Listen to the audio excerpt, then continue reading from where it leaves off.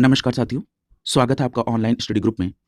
घटनासार current wars की 2023 के नए अंक के अंतर्गत आज की क्लास में अंतर्राष्ट्रीय पुरस्कार को कवर किया जाएगा। इसके अंतर्गत हम उन सभी महत्वपूर्ण पॉइंट को देखेंगे जो परीक्षा के दृष्टिकोण से इंपॉर्टेंट है।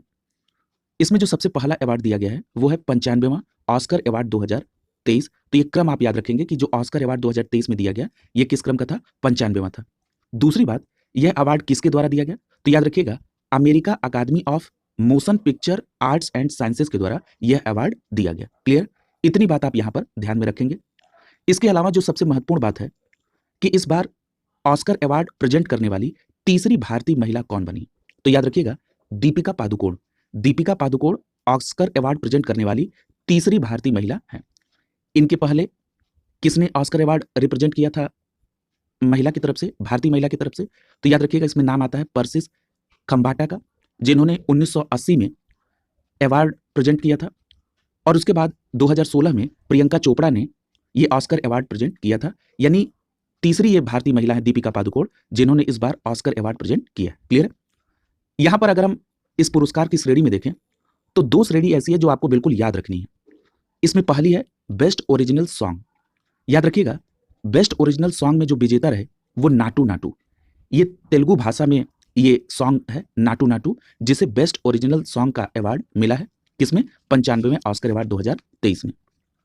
यहां पर एक बात याद रखिएगा, ये जो नाटू नाटू है तेलुगु भाषा का सॉन्ग, इस किस फिल्म का है? तो ये RRR फिल्म का ये गाना है नाटू नाटू। अगर इसके निर्देशक की बात करें तो इसके निर्देशक हैं SS राजमौली। अगर म्यूजिक डायरेक्टर की बात करें तो उनका नाम है MM कीरवानी। और कोरियोग्राफर कौन है? प्रेम रक्षित। ये सभी इंपॉर्टेंट फैक्ट हैं जो आपको ध्यान में रखने हैं। यदि हम बात करें best documentary film short film की, तो याद रखिएगा, बेस्ट डॉक्यूमेंट्री शॉर्ट फिल्म में द एलिफेंट विस्पर्स को अवार्ड मिला है। याद रखिएगा, ये भी तमिल भाषा की शॉर्ट फिल्म है। यदि हम द एलिफेंट विस्पर्स के निर्देशक की बात करें तो इसके निर्देशक है कार्तिकी गोंजाल्विस। और अगर इसके निर्माता की बात करें तो इसके निर्माता हैं गुनीत मोंगा। क्या नाम है? गुनीत मोंगा। तो ये दोनों अवार्ड जो है आपको ध्यान में रखने हैं। अगर हम 95वें ऑस्कर अवार्ड 2023 में बेस्ट फिल्म की बात कर लें, जिससे संदर्भ में पूर्व में भी प्रश्न पूछे गए हैं, तो याद रखिएगा, इसमें बेस्ट फिल्म का जो अवार्ड है वो everything everywhere all at once को मिला है। Everything everywhere all at once को बेस्ट फिल्म का अवार्ड मिला है। और ये जो everything everywhere all at once है, इस फिल्म के निर्देशक कौन है? तो इस फिल्म के निर्देशक है डेनियल क्वान और डेनियल सेनर्ट। डेनियल क्वान और डेनियल सेनर्ट इसके निर्देशक हैं। क्लियर? और यहां पर एक बात और याद रखिएगा, यदि आपसे यह पूछा जाए कि बेस्ट निर्देशक का अवार्ड किसको मिला है, तो याद रखिएगा, जो अभी नाम आप पढ़ रहे थे everything everywhere all at once के निर्देशक का, उन्हीं को बेस्ट निर्देशक का अवार्ड भी मिला है। यह बात भी आप इसके साथ कोरिलेट करके याद रखेंगे। यदि हम 95वें ऑस्कर अवार्ड में बेस्ट अभिनेता और अभिनेत्री का नाम देख लें तो इसमें ब्रेंडन फ्रेजर, इनको सर्वश्रेष्ठ अभिनेता का पुरस्कार मिला है। किस फिल्म में इन्होंने रोल किया था? द वेल में।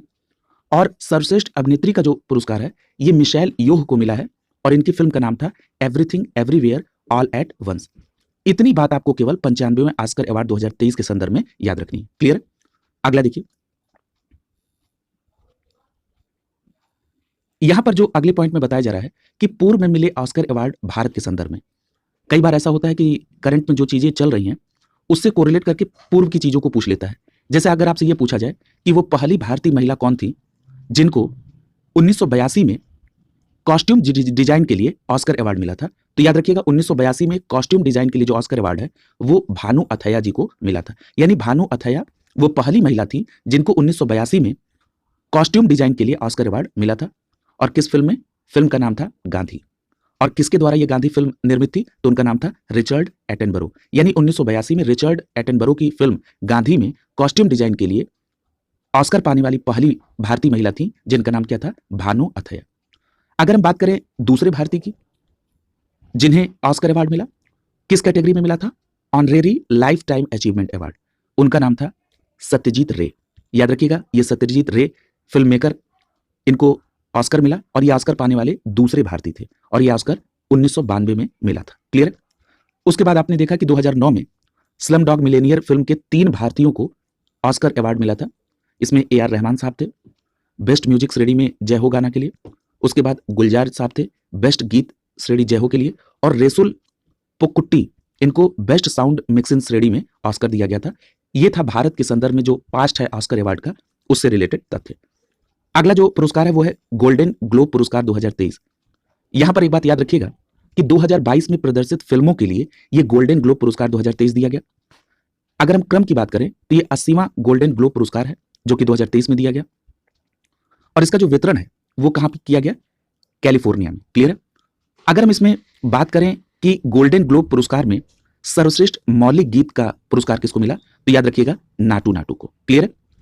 यानी जो नाटू नाटू सॉन्ग जिसको अभी 95वें ऑस्कर अवार्ड में बेस्ट ओरिजिनल सॉन्ग का अवार्ड मिला था, उसी नाटू नाटू सॉन्ग को, जो कि तेलुगु भाषा में है, उसे सर्वश्रेष्ठ मौलिक गीत यानी best original song golden globe पुरस्कार भी मिला। तो अब आप इसको क्या करेंगे? क्लब करके याद रखेंगे कि जब भी नाटू नाटू को याद रखेंगे तो आप ये याद रखेंगे कि इसे 95वें ऑस्कर अवार्ड में बेस्ट ओरिजिनल सॉन्ग का अवार्ड मिला, साथ ही साथ गोल्डन ग्लोब पुरस्कार 2023 में सर्वश्रेष्ठ मौलिक गीत का भी पुरस्कार नाटू नाटू को मिला। किस फिल्म का गीत है? RRR, और इसके निर्देशक कौन है? SS राजमौली। क्लियर है? इतनी बात आप यहां पर गोल्डन ग्लोब पुरस्कार 2023 में याद रखेंगे। अगर हम यहां पर गोल्डन ग्लोब पुरस्कार में बस केवल एक पॉइंट और देख लें कि सर्वश्रेष्ठ फिल्म का अवार्ड किसको मिला, तो याद रखिएगा ड्रामा श्रेणी में सर्वश्रेष्ठ फिल्म का अवार्ड द फैबलमैन्स को मिला। और ये जो द फैबलमैन्स है, इसके निर्देशक कौन है? Steven Spielberg. क्लियर है? इतनी बात आप यहां पर ध्यान रखेंगे। और गोल्डन ग्लोब पुरस्कार 2023 जो कि क्रम के आधार पर 80वां था, इसमें सर्वश्रेष्ठ अभिनेता का पुरस्कार ऑस्टिन बटलर को और सर्वश्रेष्ठ अभिनेत्री का पुरस्कार केट ब्लैंचेट को मिला था फिल्म तार में काम करने के लिए। क्लियर है? इतनी बात आप केवल याद रखेंगे। अब हम लोग चल रहे हैं अगली कैटेगरी में। अगला जो अवार्ड है वो है national geographic pictures of the year का अवार्ड। यहां से भी पूर्व में प्रश्न पूछा गया है, और यह प्रश्न इसलिए भी महत्वपूर्ण हो जाता है क्योंकि जिनको यह पुरस्कार मिला है उनका संबंध भारत से है। देखिए, भारतीय मूल के एक इंजीनियर और फोटोग्राफर भी हैं वो, उनका नाम है कार्तिक सुब्रमण्यम। कार्तिक सुब्रमण्यम साहब को national geographic pictures of the year का अवार्ड मिला है उनको। यहां पर एक बात याद रखिएगा कि फोटो ऑफ द ईयर पुरस्कार 2023 को जीता कार्तिक सुब्रमण्यम ने। किस तस्वीर के लिए? तो याद रखिएगा ये जो कार्तिक सुब्रमण्यम साहब की तस्वीर थी वो अलास्का में चिल्कट बाल्ट ईगल प्रिजर्व में खींची गई तस्वीर थी। उस तस्वीर का नाम क्या है? Dance of the eagles. Clear है? यानी डांस ऑफ द ईगल्स तस्वीर के लिए कार्तिक सुब्रमण्यम साहब को, जिनका संबंध भारतीय मूल से है, इनको कौन सा पुरस्कार मिला? Photo of the year award 2023। Clear है? इतनी बात आप यहां पर ध्यान रखेंगे। अगला जो पुरस्कार है वो है ग्रैमी पुरस्कार 2023। याद रखिएगा 2023 में जो ग्रैमी पुरस्कार दिया गया संगीत के क्षेत्र में, यह क्रम के आधार पर 65वां था। दूसरी बात, इसका वितरण अमेरिका में लॉस एंजल्स में किया गया। अब आपको ग्रैमी पुरस्कार 2023 में किन नामों को प्रमुख रूप से याद रखना होगा? तो याद रखिएगा इसमें जो सबसे प्रमुख नाम है वो है रिकी केज का। याद रखिएगा ये जो भारत के रिकी केज है, इनको सर्वश्रेष्ठ इमर्सिव ऑडियो एल्बम का पुरस्कार दिया गया है। और उनके किस एल्बम के लिए? तो डिवाइन टाइड्स के लिए।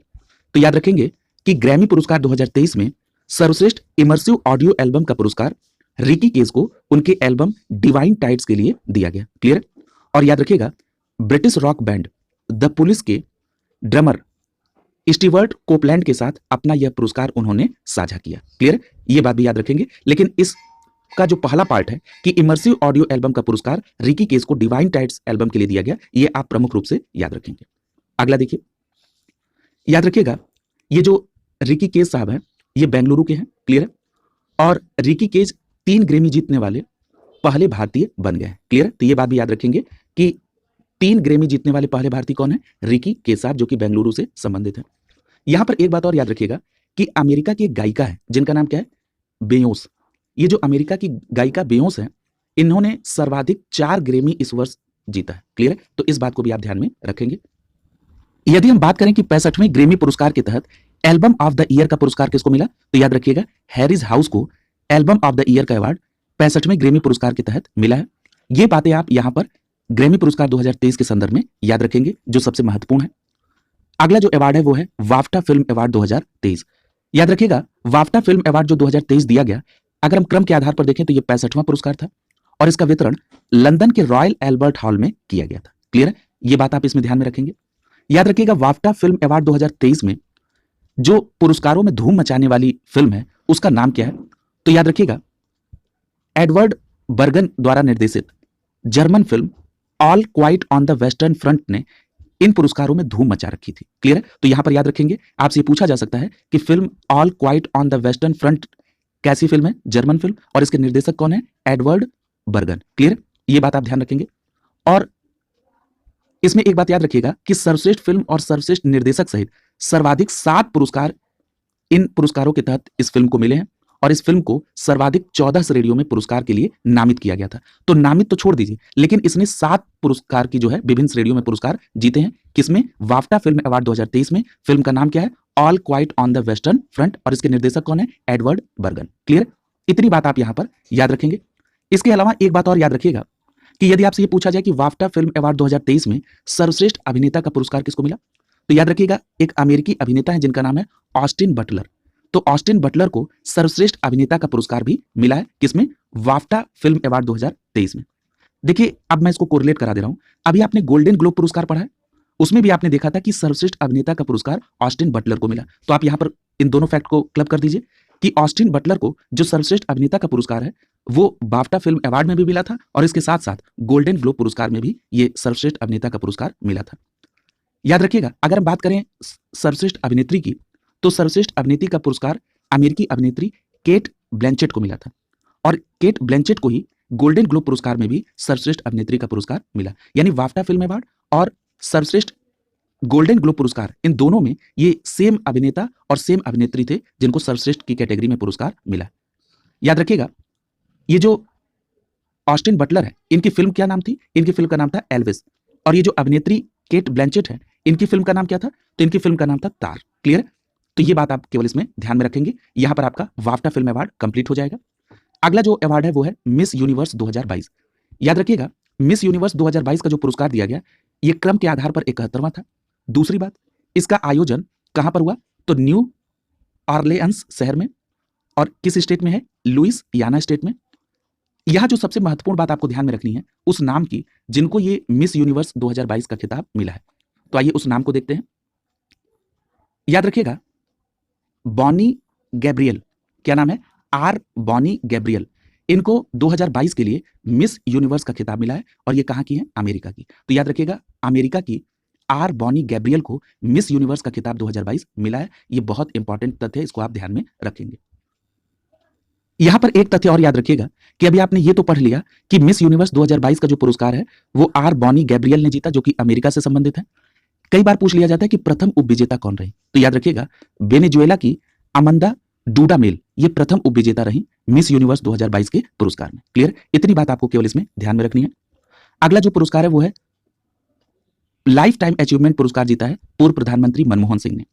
अब ये प्रश्न उठता है कि ये जो लाइफ टाइम अचीवमेंट अवार्ड पूर्व प्रधानमंत्री मनमोहन सिंह को दिया गया, किसके द्वारा दिया गया? तो याद रखिएगा, इंडिया यूको अचीवर्स ऑनर्स के द्वारा लाइफ टाइम अचीवमेंट अवार्ड दिया गया। किसको? पूर्व प्रधानमंत्री मनमोहन सिंह को। याद रखिएगा, ये जो पुरस्कार है ये ऑनर्स ब्रिटिश विश्वविद्यालय में अध्ययन करने वाले भारतीय छात्रों को उनकी उपलब्धि के आधार पर दिया जाता है। क्लियर? तो इतनी बात आप यहां पर ध्यान में रखेंगे। इसी के साथ साथ एक बात और याद रखिएगा कि एक ब्रिटिश भारतीय है जिनका नाम है करण बिलिमो रिया। क्या नाम है? करण बिलिमो रिया। इन्हें इस पुरस्कार समारोह में लिविंग लीजेंड सम्मान भी प्राप्त हुआ है। तो अगर आपसे यह प्रश्न पूछ लिया जाए कि लिविंग लीजेंड सम्मान किसको मिला, तो ब्रिटिश भारतीय करण बिलिमो रिया को मिला। इसके साथ ही साथ आउटस्टैंडिंग अचीवर्स का भी अवार्ड कुछ भारतीयों को मिला है। उनके नाम आपको जरूर याद रखने होंगे क्योंकि ये नाम पॉपुलर भी है। अभिनेत्री है, उनका नाम है परिणीति चोपड़ा। इनको भी यह पुरस्कार मिला। आम आदमी पार्टी के प्रवक्ता है राघव चड्ढा। इनको भी आउटस्टैंडिंग अचीवर में पुरस्कार मिला। इसके अलावा सीरम इंस्टीट्यूट ऑफ इंडिया के सीईओ है आधार पूनावाला, ये भी इसमें शामिल थे। और भारतीय महिला फुटबॉल टीम की गोलकीपर हैं अदिति चौहान। इनको भी आउटस्टैंडिंग अचीवर में शामिल किया गया था। इतनी बातें आपको प्रमुख रूप से याद रखनी होंगी। अगला देखिए, अगला जो पुरस्कार है वो कौन सा है? जर्मनी की पूर्व चांसलर है एंजेला मर्केल। इन एंजेला मर्केल को फेलिक्स हॉपवेट बोगनी यूनेस्को का शांति पुरस्कार मिला है। क्लियर है? यानी फेलिक्स हॉपवेट बोगनी शांति पुरस्कार किसको मिला? जर्मनी की पूर्व चांसलर एंजेला मर्केल को। किस लिए? तो 2015 में मर्केल द्वारा अपने देश में शरणार्थियों के लिए जो दरवाजे खोले गए, इस साहसिक कदम के लिए एंजेला मर्केल को फेलिक्स हॉपवेट बोगनी यूनेस्को शांति पुरस्कार दिया गया। क्लियर? इतनी बात आप यहां पर ध्यान में रखेंगे। एक बात और याद रखिएगा, ये जो पूर्व चांसलर एंजेला मर्केल है, उन्होंने कहा कि वह पुरस्कार की जो राशि है वो आइवोरियन एनजीओ को दान कर देंगी, ठीक है। और इस एनजीओ का नाम क्या है? एल एनफेंस एंड डेंजर को। क्लियर? तो ये उन्होंने पुरस्कार की राशि दान करने की घोषणा की है। याद रखिएगा, ये जो अभी आप नाम पढ़ रहे थे कि फेलिक्स हॉपवेट बोगनी शांति पुरस्कार है, जो कि पूर्व जर्मन चांसलर एंजेला मर्केल को दिया गया, ये किसके नाम पर ये शांति पुरस्कार जो है रखा गया? तो याद रखिएगा, आइवरी कोस्ट के पहले राष्ट्रपति के नाम पर इस पुरस्कार का नाम रखा गया था। क्लियर? और ये जो पुरस्कार की राशि है, ये एक आइवरी कोस्ट की एनजीओ है जिसका नाम है एल एनफेंस एंड डेंजर, उनको ये एंजेला मर्केल दान में दे देंगी राशि। अगला जो अवार्ड है वो है freedom of city of London award. याद रखिएगा, एक ब्रिटिश इंडियन उद्यमी है जिनका नाम क्या है? मनीष तिवारी। मनीष तिवारी को ही प्रतिष्ठित freedom of city of London का अवार्ड दिया गया। इतनी बात आप यहां पर ध्यान में रखेंगे। यानी freedom of city of London award किसको दिया गया? एक ब्रिटिश इंडियन उद्यमी है जिनका नाम है मनीष तिवारी, उनको यह पुरस्कार दिया गया। क्लियर? और ये जो मनीष तिवारी है, ये हियर एंड नाउ 365 के संस्थापक भी हैं। क्लियर? इतनी बात केवल आपको इसमें ध्यान में रखनी है। अगला जो अवार्ड है वो है गवर्नर ऑफ द ईयर का सम्मान। याद रखिएगा, भारतीय रिजर्व बैंक के जो गवर्नर है उनका नाम है शक्तिकांत दास, और जो शक्तिकांत दास साहब है, इनको अंतरराष्ट्रीय आर्थिक शोध पत्रिका के द्वारा, जिसका नाम क्या है? सेंट्रल बैंकिंग, इसके द्वारा गवर्नर ऑफ द ईयर का पुरस्कार दिया गया। यानी जो गवर्नर ऑफ द ईयर का पुरस्कार शक्तिकांत दास जी को दिया गया, किसकी तरफ से? तो एक अंतरराष्ट्रीय आर्थिक शोध पत्रिका है जिसका नाम है सेंट्रल बैंकिंग, उसके द्वारा। क्लियर? यहां पर एक बात और याद रखिएगा कि यह दूसरी बार है जब किसी भारतीय केंद्रीय बैंक के गवर्नर को यह पुरस्कार प्राप्त हुआ है। इसका मतलब है कि शक्तिकांत दास जी के पहले भी किसी को मिला। 2015 में रघुराम राजन जी को ये गवर्नर ऑफ द ईयर का अवार्ड मिल चुका है। क्लियर? बस इतनी बातें आपको यहां पर ध्यान में रखनी है। अगला जो पुरस्कार है वो है मार्कोनी पुरस्कार 2023। याद रखिएगा, ये जो मार्कोनी पुरस्कार है, ये कंप्यूटर वैज्ञानिक हरि बालकृष्णन जी को दिया गया। यानी मार्कोनी पुरस्कार 2023 किसको दिया गया? कंप्यूटर वैज्ञानिक हरि बालकृष्णन जी को। और किस काम के लिए? तो वायर्ड और वायरलेस नेटवर्किंग, मोबाइल सेंसिंग और वितरण सिस्टम में मौलिक योगदान के लिए हरि बालकृष्णन साहब को मार्कोनी अवार्ड 2023 दिया गया। इतनी ही बात इसमें केवल आपको ध्यान में रखनी है। अगला जो पुरस्कार है वो है इंटरनेशनल प्राइज इन स्टैटिस्टिक्स का पुरस्कार। याद रखिएगा, ये जो पुरस्कार है ये कल्याणपुरी राधाकृष्ण साहब को दिया गया। तो याद रखेंगे, अगर आपसे ये पूछा जाए कि इंटरनेशनल प्राइज इन स्टैटिस्टिक्स का जो पुरस्कार है ये किसको दिया गया, तो भारतीय अमेरिकी गणितज्ञ और सांख्यिकीविद कल्याणपुरी राधाकृष्ण साहब को दिया गया। क्लियर? इतनी बात आप यहां पर ध्यान में रखेंगे। अगला अवार्ड देखिए, अगले अवार्ड का नाम है PEN America Vladimir Nabokov award of achievement in international literature 2023। यानी इसको आप शार्ट में कह सकते हैं कि पेन ऑब्लिक नेबाकोव अवार्ड 2023। याद रखिएगा, एक हिंदी के महान कवि और कहानीकार हैं, उनका नाम है विनोद कुमार शुक्ल, और विनोद कुमार शुक्ल साहब को PEN America Vladimir Nabokov award of achievement in international literature 2023 का अवार्ड मिला है। यानी शार्ट रूप से आप याद रखेंगे कि पेन ऑब्लिक नेबाकोव अवार्ड 2023 विनोद कुमार शुक्ल जी को मिला है।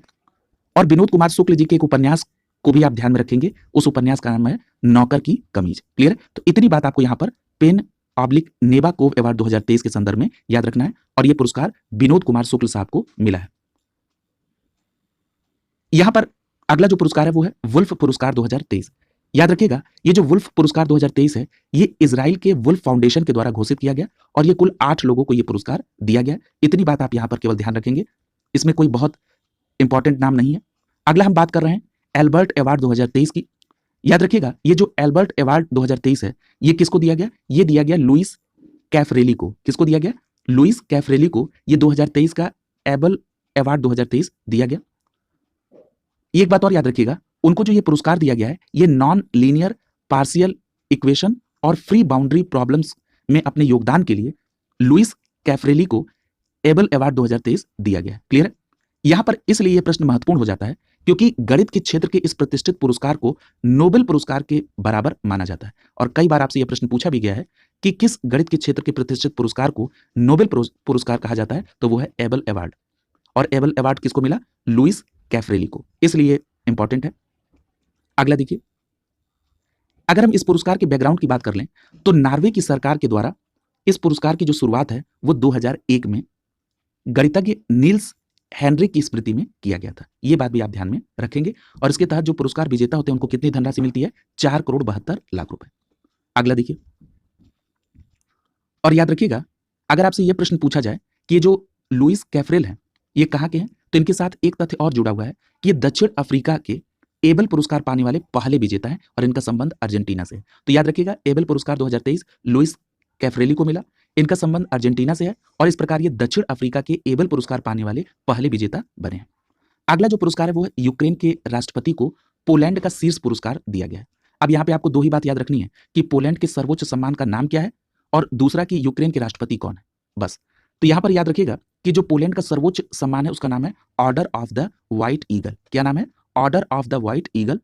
कहाँ का सर्वोच्च सम्मान है? पोलैंड का। और ये यूक्रेन के राष्ट्रपति व्लादिमीर जेलेंस्की को दिया गया। और पोलैंड के राष्ट्रपति का नाम क्या है? Andrzej DUDA.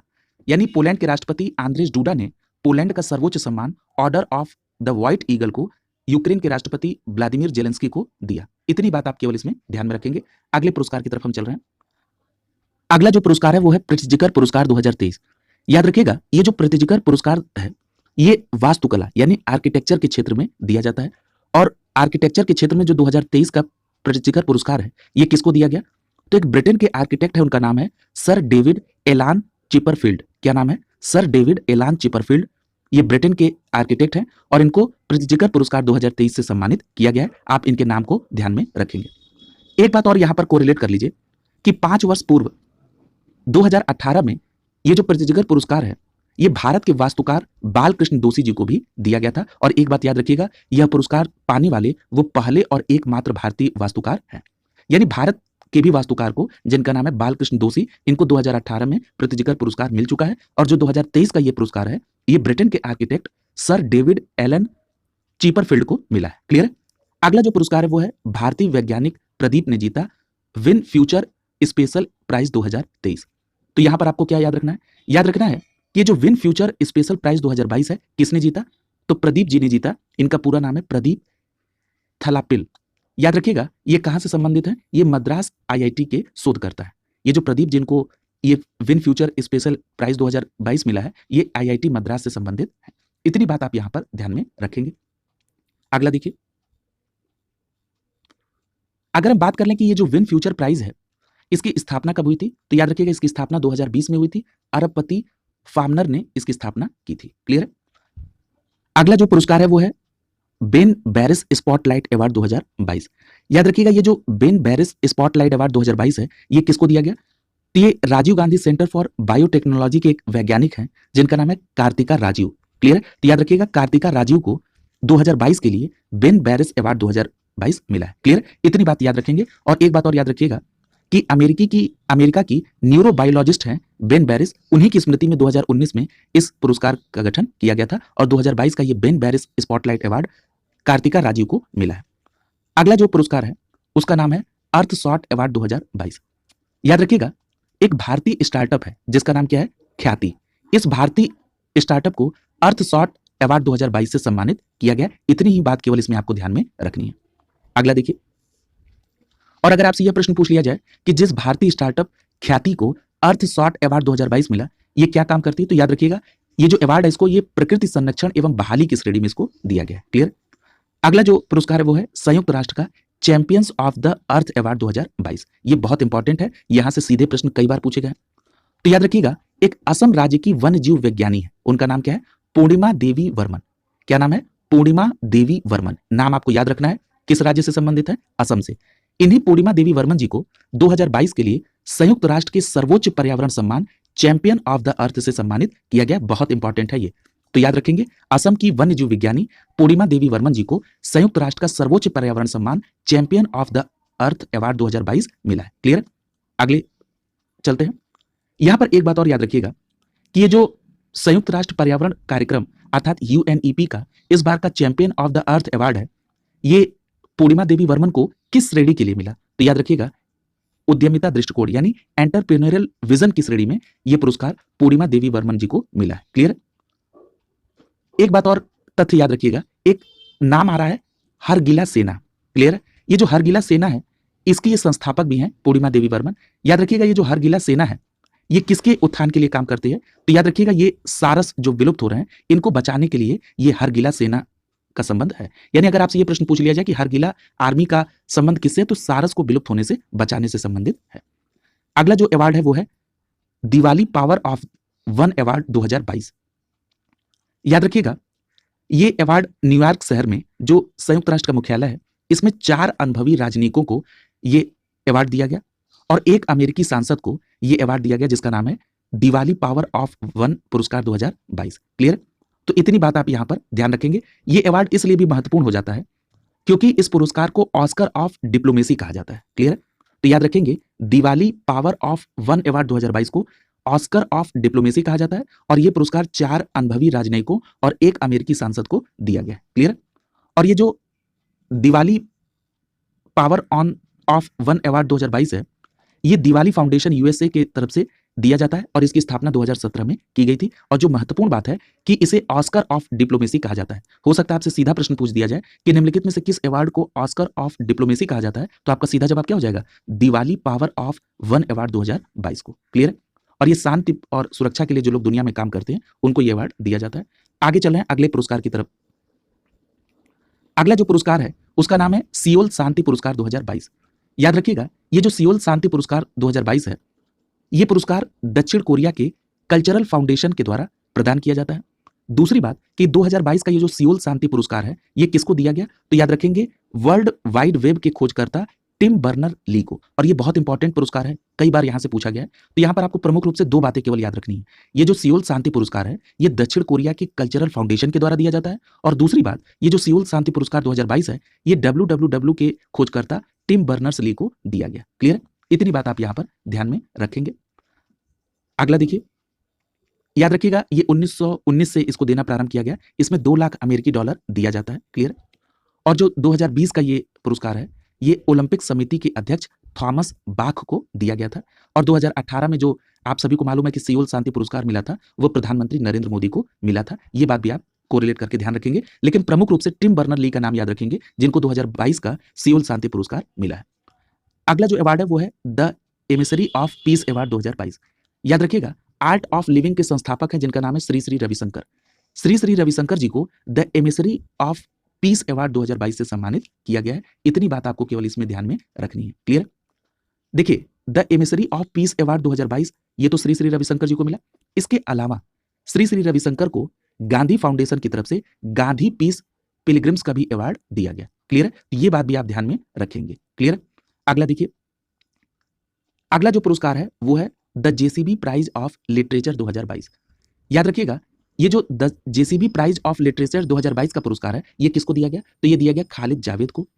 और उनकी किस पुस्तक के लिए दिया गया? तो पुस्तक का नाम है द पैराडाइज ऑफ फूड।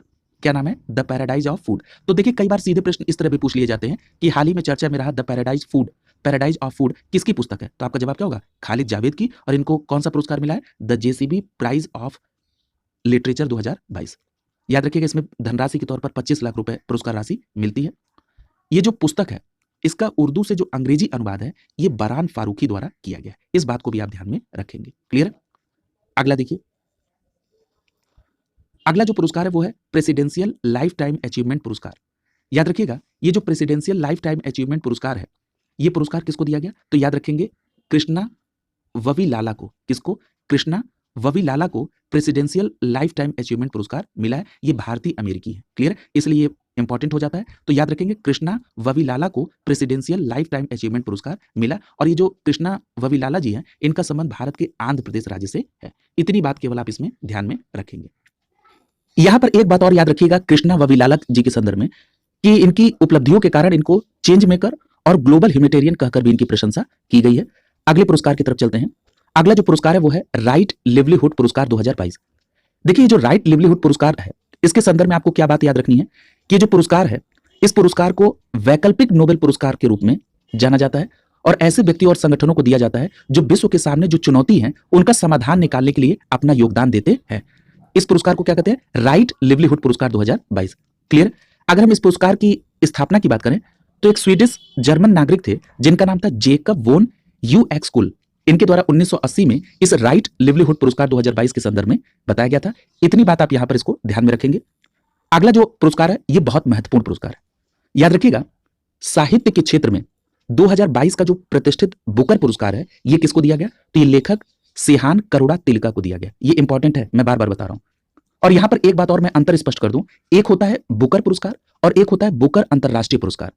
यहां पर एक बात और याद रखिएगा जो अभी 12 फरवरी को पीसीएसजे का प्रारंभिक परीक्षा हुई, उसमें बुकर अंतरराष्ट्रीय पुरस्कार 2022 के संदर्भ में सीधा प्रश्न पूछा गया है। क्लियर है?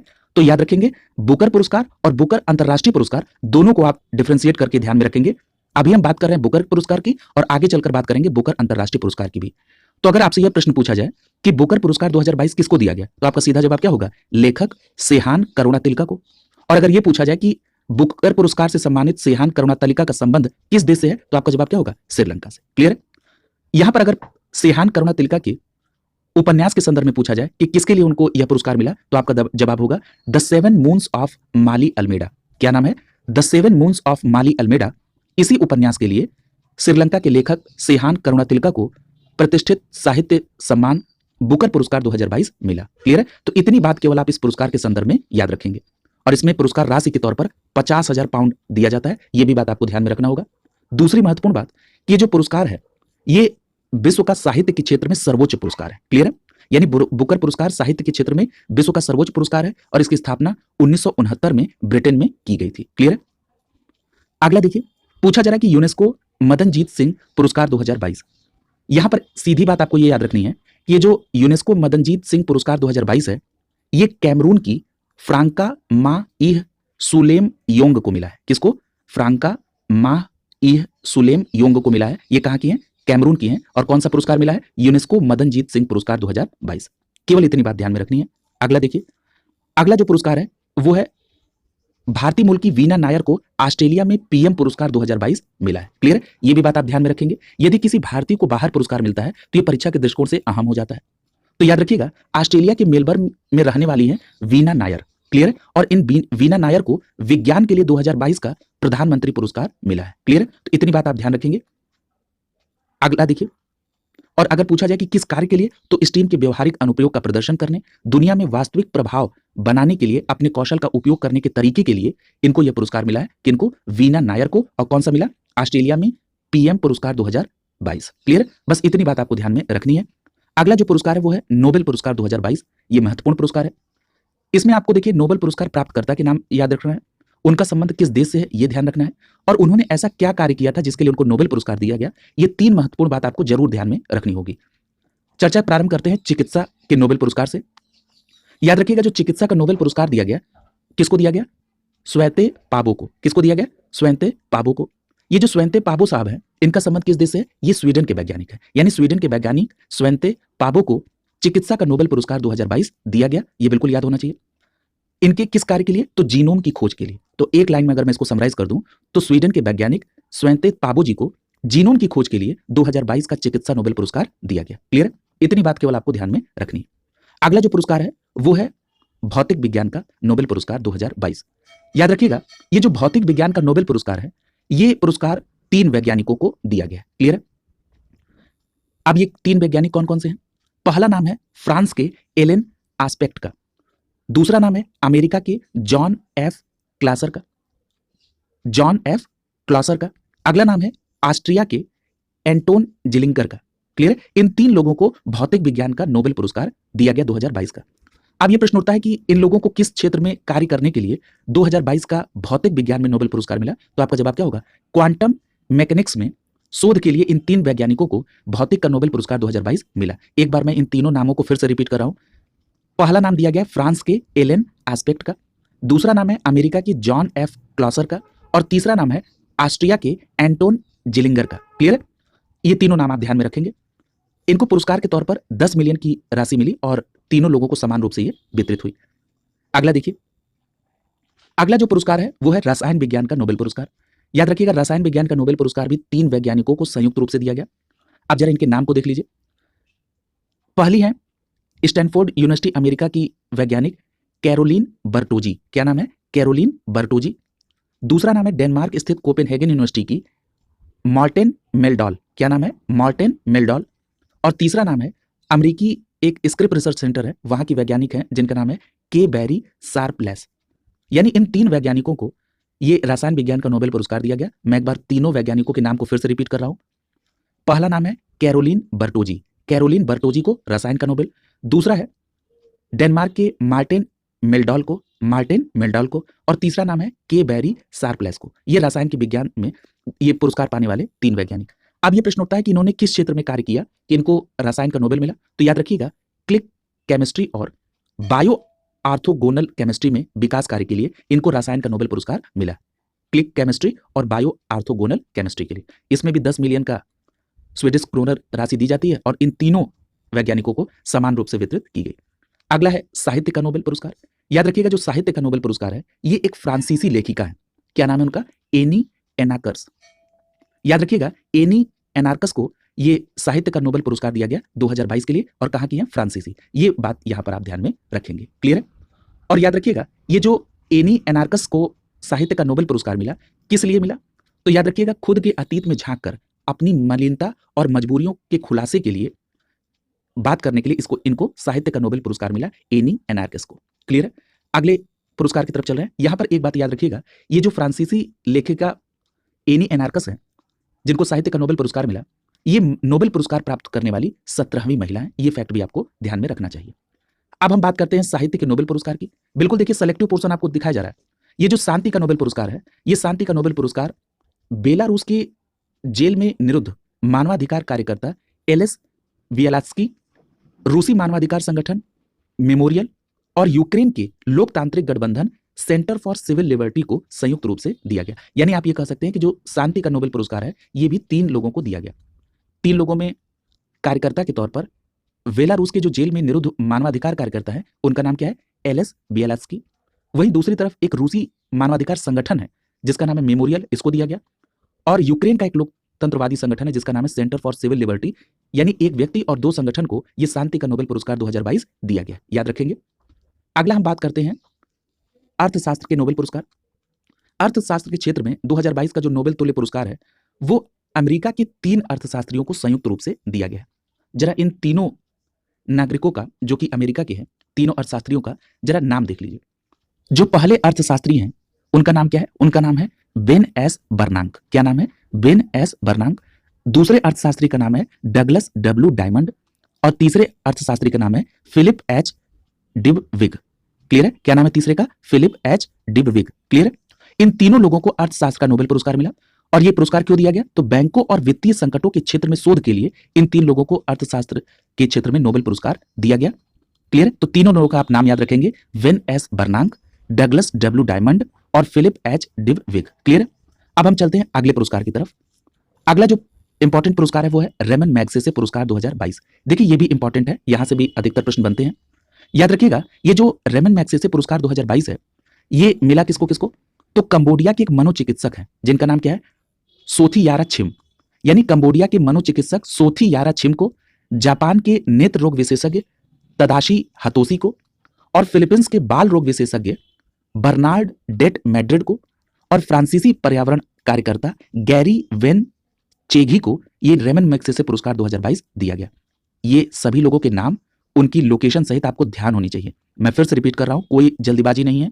रेमन मैग्सेसे पुरस्कार, सबसे पहला नाम इसमें कंबोडिया के मनोचिकित्सक सोथी यारा छिम का है।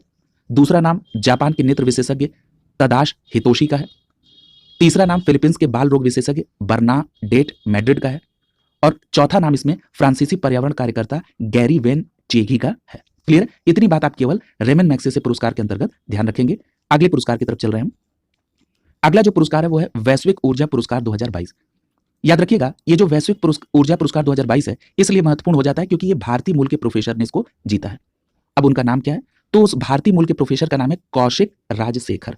यानी कौशिक राजशेखर साहब ने, जो कि एक भारतीय मूल के प्रोफेसर हैं, उन्होंने वैश्विक ऊर्जा पुरस्कार 2022 को जीता है। इतनी बात केवल आपको ध्यान में रखनी है। और ये ह्यूस्टन विश्वविद्यालय में इंजीनियरिंग के प्रोफेसर हैं। क्लियर? अगला देखिए,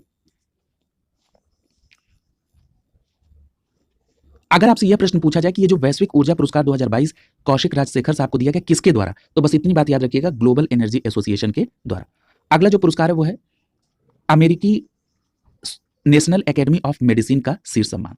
और ये किसको दिया गया? ये भी भारतीय मूल के प्रोफेसर स्वाति अरूर को दिया गया। किसको दिया गया? स्वाति अरूर को। तो याद रखेंगे, भारतीय मूल की प्रोफेसर स्वाति अरूर को नेशनल एकेडमी ऑफ मेडिसिन 2022 का सम्मान दिया गया।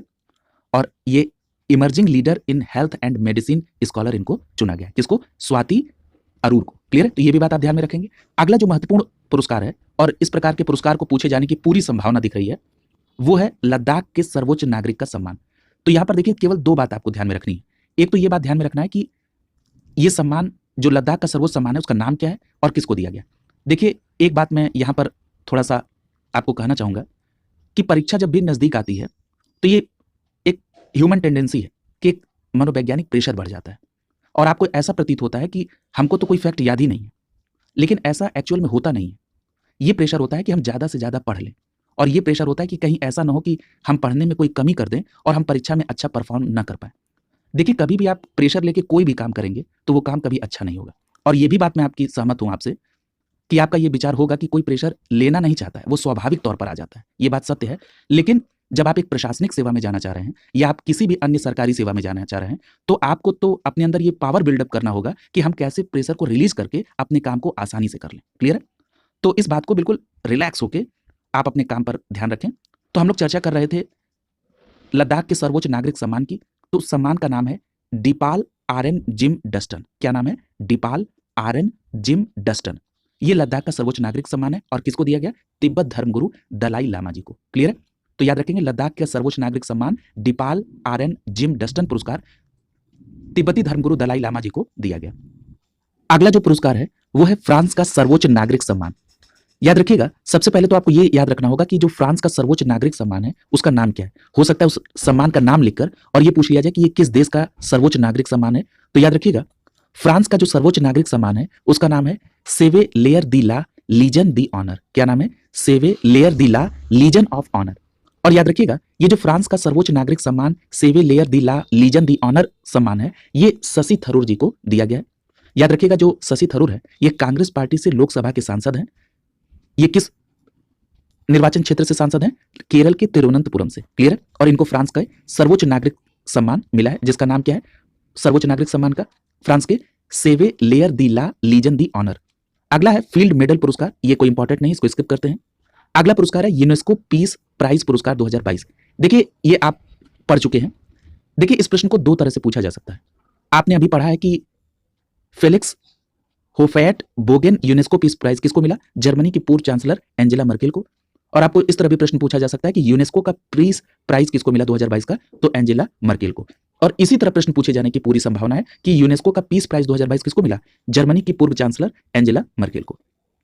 अगला पुरस्कार है द लिबर्टी मेडल पुरस्कार 2022। याद रखिएगा अमेरिका का एक प्रतिष्ठित पुरस्कार है जिसका नाम है द लिबर्टी मेडल 2022।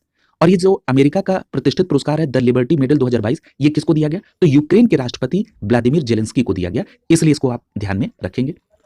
अगला जो पुरस्कार है वो है वर्ल्ड विमेन एंटरप्रेन्योर्स अवार्ड 2022। अब देखिए ये महत्वपूर्ण इसलिए है क्योंकि इनका संबंध भारत से है।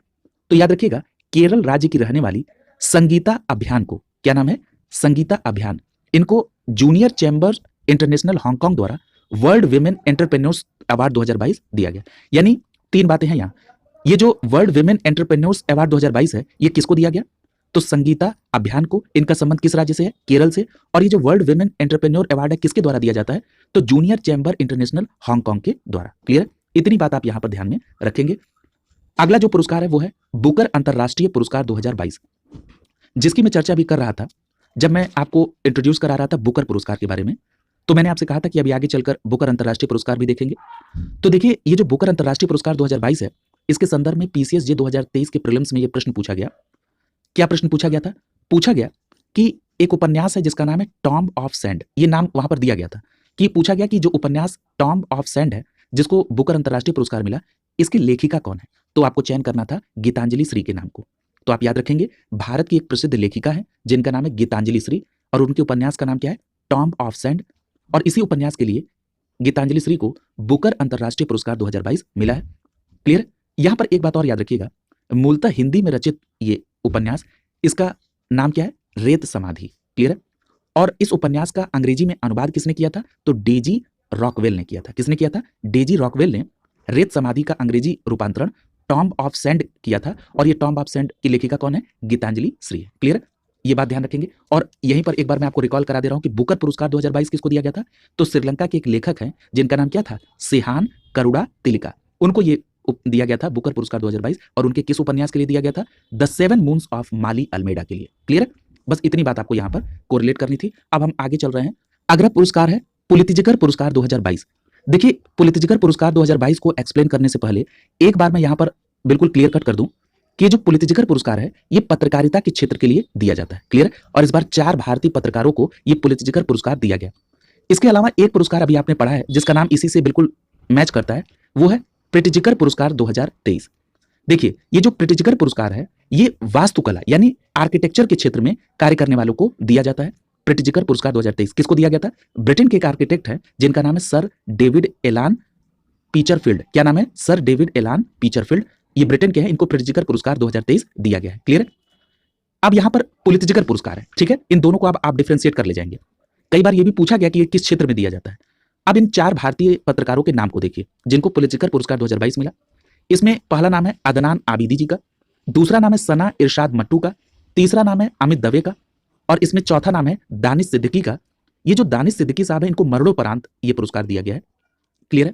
तो ये नाम आप याद रखेंगे और आप सभी इस बात से परिचित हैं कि जब दानिश सिद्दीकी अफगान सेना और लेबनान के बीच, तालिबान के बीच में जब संघर्ष हो रहा था तो उसमें रिपोर्टिंग करते दौरान जो है इनकी जान चली गई थी। यदि हम बात कर लें कि ये जो पुलित्ज़र पुरस्कार है ये किसके नाम पर शुरू हुआ, तो याद रखिएगा जोसेफ पुलित्ज़र के नाम पर इस पुलित्ज़र पुरस्कार का प्रारंभ किया गया। याद रखिएगा इसका प्रारंभ 1917 से हुआ है। क्लियर है? अगला जो पुरस्कार है वो है रोमेन रोलैंड बुक प्राइज 2022। याद रखिएगा एक फ्रांसीसी उपन्यास है जिसका नाम है मसॉल्ट कॉन्ट्रेंक्वेट। क्या नाम है? मसॉल्ट कॉन्ट्रेंक्वेट। इस मसॉल्ट कॉन्ट्रेंक्वेट फ्रांसीसी उपन्यास को रोमेन रोलैंड बुक प्राइज 2022 मिला। याद रखिएगा इसके द मसॉल्ट इन्वेस्टिगेशन बंगाली अनुवाद को यह 5वां रोमेन रोलैंड बुक प्राइज मिला। अगर हम बात करें इस उपन्यास के लेखक की, तो इसके लेखक का नाम क्या है? ये अल्जीरिया के लेखक हैं, इनका नाम है कामिल दाऊद। क्लियर है? और ये कामिल दाऊद का पहला उपन्यास है। और जो जिन्होंने बंगाली में अनुवाद किया उनका नाम, अनुवादक का क्या नाम है? उनका अनुवादक का नाम है त्रिनंजन चक्रवर्ती। क्या नाम है? त्रिनंजन चक्रवर्ती। तो ये नाम आप ध्यान में रखेंगे। अगला देखिए, अगला जो यहां पर पुरस्कार दिया गया है, अगला पुरस्कार है कृष्णमूर्ति जी को honorary member of the order of the British empire award दिया गया। याद रखिएगा ब्रिटिश साम्राज्य के सबसे उत्कृष्ट सम्मान यानी सिविल डिवीजन पुरस्कार 2022 के तौर पे जाना जाता है। इसका नाम क्या है? Honorary member of the order of the British empire. और किसको मिला है? गुरु स्वामी कृष्णमूर्ति जी को। बस इतनी बात आपको ध्यान में रखना है। अगला जो पुरस्कार है वो है भारत के बीवी दोषी को रॉयल गोल्ड मेडल 2022 से सम्मानित किया गया। बस इतनी बात केवल याद रखेंगे कि रॉयल गोल्ड मेडल 2022 से किसको सम्मानित किया गया?